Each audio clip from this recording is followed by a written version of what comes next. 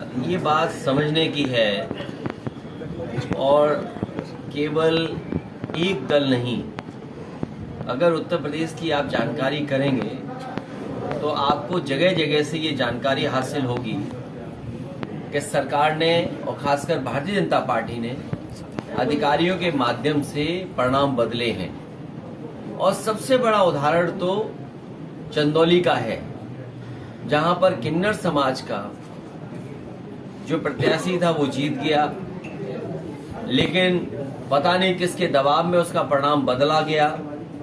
जब नाराजगी हुई और नाराजगी किस हद तक गई वो आपने सब तस्वीरें देखी हैं, और उसके बाद जब उन्हें न्याय की उम्मीद खत्म हो गई तो उन्होंने खुद हाथ में डंडा लेकर के और किस तरीके से प्रशासन और पुलिस को दौड़ाया, और उसके बाद परिणाम आप जानते हो कि प्रशासन को उनके पक्ष में परिणाम करना पड़ा।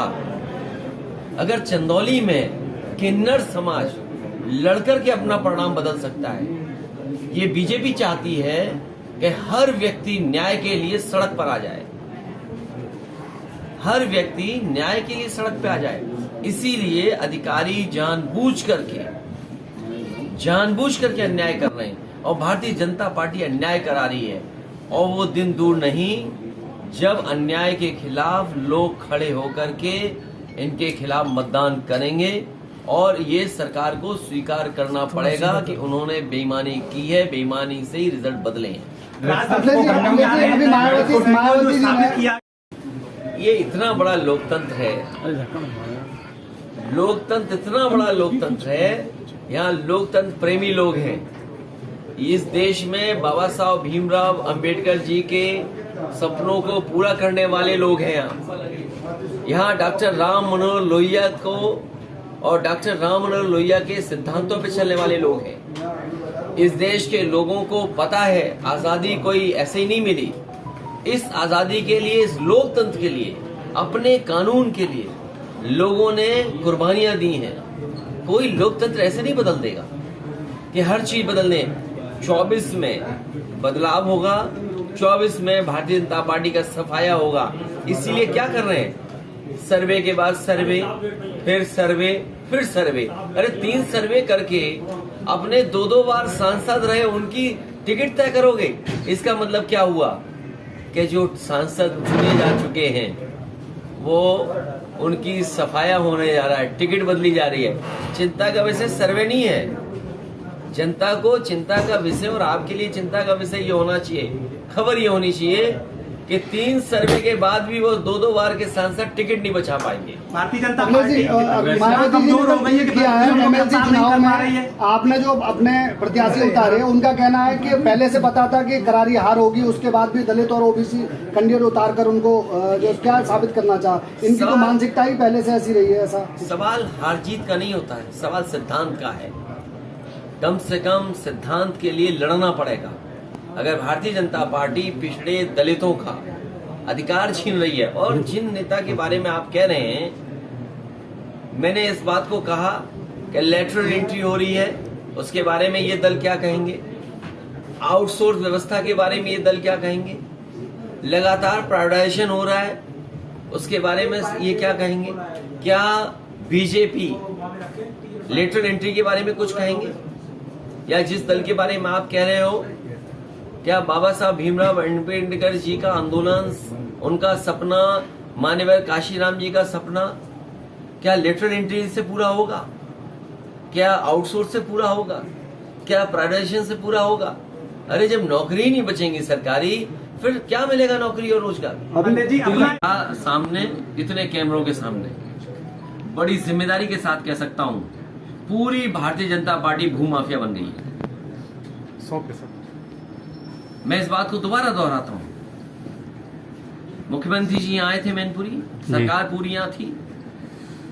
मैं तो कहूंगा कि रजिस्ट्री ऑफिस से वो रजिस्ट्रियां निकलवाइए, किस पार्टी के नेता सबसे ज्यादा भूमाफिया बनकर के आए। और ये बात केवल मैं मैनपुरी की नहीं बोल रहा हूं, आप अयोध्या की रजिस्ट्रियां निकलवा लो। सबसे ज्यादा रजिस्ट्रियां किस दल के लोगों की हैं? सबसे बड़ा भूमाफिया उत्तर प्रदेश में अगर कोई है तो भारतीय जनता पार्टी के लोग हैं।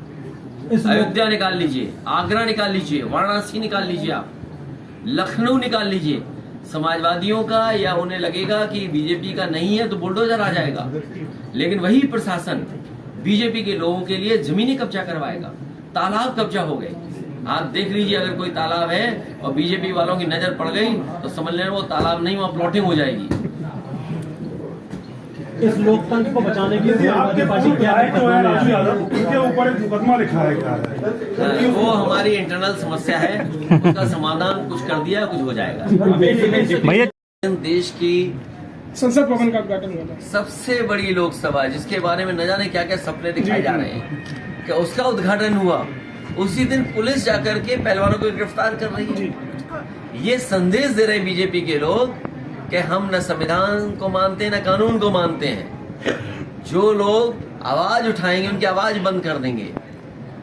बीजेपी को अब फैसला लेना है, भारतीय जनता पार्टी को बताना है कि जो नारा कभी उन्होंने दिया था, बेटी बचाओ बेटी पढ़ाओ, क्या इस तरह अन्याय कर करके बेटी बचेंगी, बेटी पढ़ेंगी या बेटियों का सम्मान होगा?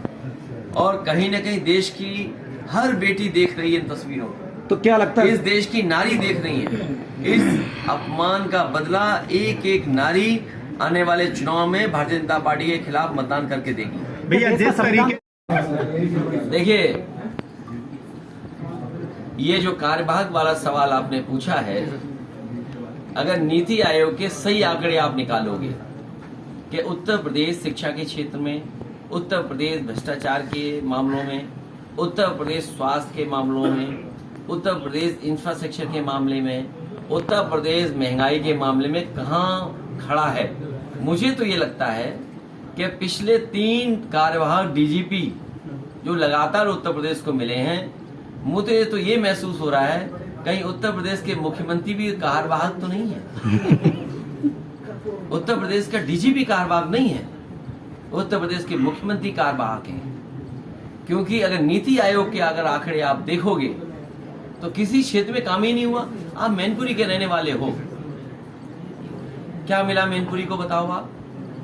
जिन सड़कों पे जितना गड्ढा हो गया, ये गड्ढा सरकार नहीं भर पा रही। आप अस्पताल में क्या इलाज दे रहे हो? अभी जब मैं इस घर में घुसा हूं तो मुझे एक व्यक्ति मिला गरीब, उसने कहा कि मेरा कहीं गलत इंजेक्शन लगा दिया जिसकी वजह से मेरे बेटा चला गया। सोचो आप, अगर डॉक्टर सही दवा न दें, समय पे इलाज न दे सकें, समय पे ऑपरेशन न कर सकें और गलत इंजेक्शन लगा किसी की जान ले लें, तो ये कहाँ की व्यवस्था है? और आप स्कूल कॉलेजों में पढ़ाई देख लो क्या हो रही है, सब बर्बाद कर दिया। बिजली कितनी महंगी है, सिलेंडर कितना महंगा है, वही बातें हम दोबारा आपसे कहें। और गेहूं आप पता कर लेना, 1 किलो भी गेहूं सरकार ने नहीं खरीदा, प्राइवेट कंपनियों को लाइसेंस दे दिया, पूरा आपका गेहूं खरीद करके मुंबई और न जाने कहां चला गया, कुछ पानी के हवाई जहाज से विदेश चला गया गेहूं। उत्तर प्रदेश के स्वास्थ्य मंत्री कहते हैं कि स्वास्थ्य सेवाएं बेहतर करेंगे, लेकिन मैनपुरी में पोस्टमार्टम कराने के नाम पे रुपए लग रहे हैं और कहते हैं रिपोर्ट बदल जाएगी। आप ये भगवान, यहाँ अखबार में खबर छपी थी, सोचो हम आपके विधानसभा मैं जान रहा हूँ लोकतंत्र के मंदिर में, अच्छा वो आपने याद दिला दिया। जो लोग कहते हैं कि लोकतंत्र का मंदिर है, कितने करोड़ का बनाया, बताइए पोस्टमार्टम के लिए पैसे लिए जा रहे हैं, पोस्टमार्टम के लिए पैसे। ये क्या मुख्यमंत्री है और क्या उनके डिप्टी सीएम है? डिप्टी सीएम का स्वास्थ्य खराब है मुझे लगता है, जिन्हें ये दिखाई नहीं दे रहा कि किस तरीके से अस्पताल चल रहे हैं। मेडिकल कॉलेज बर्बाद कर दी। क्या सफाई का अस्पताल देखने आए थे? क्या देखने आए थे कि बिल्डिंग कब बनेगी? मैं सरकार से जानना चाहता हूं, मैंने on the floor of house कहा था पार्लियामेंट के, विधानसभा के, कि ये बताइए कि शाहपुर जी, पालन जी, जो देश की सबसे प्रतिष्ठित कंस्ट्रक्शन कंपनी है, वो सफाई का मेडिकल कॉलेज बना रही थी, आखिरकार तुमने अपने लोगों को संतुष्ट करने के लिए, खुश करने के लिए, कमीशनबाजी के लिए ठेका दिया आपने अपने लोगों को, और एक सबसे प्रतिष्ठित कंपनी को आपने ठेके से बाहर कर दिया। ये सोचिए, ये हालत है इनकी। तो इनका स्वास्थ्य अच्छा विभाग है, इनका खुद स्वास्थ्य गड़बड़ा गया है। शुक्रिया। और उसमें सर उद्घाटन के अवसर पर साधु संत थे, क्या वाकई में ये लोकतंत्र जो संविधान चल रहा है, क्या साधु संतों से चलेगा? देखिए, मैं अपने पत्रकार साथी ने बहुत अच्छा सवाल पूछा कि लोकतंत्र का मंदिर, जो इतने बड़े रूप में बना हो उसके उद्घाटन में हम लोग नहीं गए। ये इसलिए हम लोगों ने संदेश दिया और खासकर हमने संदेश दिया कि अगर देश की राष्ट्रपति महिला हैं, आदिवासी हैं और हमें आपको पन्ने पलटने चाहिए। जिस समय यही भारतीय जनता पार्टी दूसरे दलों से राष्ट्रपति चुनाव के लिए वोट मांग रहे थे तो क्या क्या नहीं बता रहे थे, तो आज जब उद्घाटन था तो क्यों भूल गए। और केवल उन्हें भूल गए, हमारे अभी कोविंद जी रिटायर हुए हैं प्रेसिडेंट, अरे कम से कम उनका भी सम्मान हो जाता। तो आखिरकार भारतीय जनता पार्टी क्या संदेश देना चाहती थी। इस देश में सबसे ज्यादा नुकसान अगर किसी ने किया है तो वो छुआछूत ने किया है। धरती पर इस तरह का भेदभाव आदमी आदमी से छुआछूत करता हो कहीं नहीं है।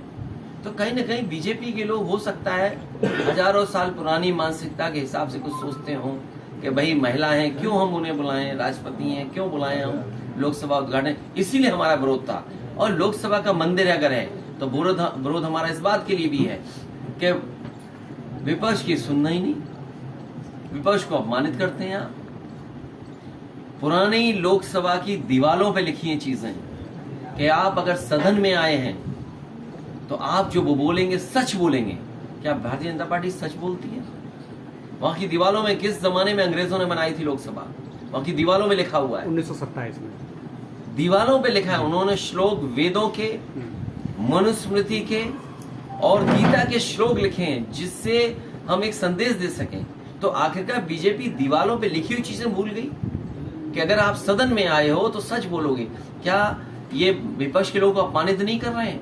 हमारे एक एक नेता को आप झूठा बेच रहे हैं। अगर मान लीजिए उसे कोर्ट से न्याय मिल गया है तो डीएम एसपी दबाव बना रहे हैं उस पर, जज पर और गवाह पर दबाव बना रहे हैं। और कैसा लोकतंत्र जहां गवाह मर जाए, जिस पे आरोप हो, उसको टीवी कैमरे के सामने मार दिए जाते हो। ये लोकतंत्र है। और फिर हमारी सरकारें कहती कानून व्यवस्था से काम हो रहा है। क्या कानून व्यवस्था से काम हो रहा है? हमारा चुनाव जीत गए मैनपुरी में, आप सब जानते हो दिल से ही बातें। हो सकता है वो बात आप स्वीकार न करें, लेकिन हमारा वीर पत्रकार